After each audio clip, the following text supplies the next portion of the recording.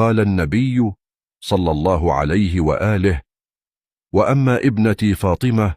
فإنها سيدة نساء العالمين من الأولين والآخرين، وبضعة مني، وهي نور عيني، وهي ثمرة فؤادي، وهي روحي التي بين جنبي، وهي الحوراء الإنسية.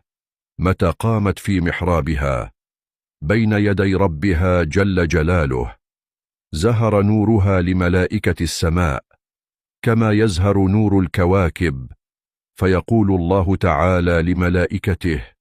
انظروا إلى أمتي فاطمة سيدة إمائي قائمة بين يدي ترتعد فرائصها من خيفتي، وقد أقبلت بقلبها على عبادتي، أشهدكم أني قد آمنت شيعتها من النار. ثم قال صلى الله عليه وآله: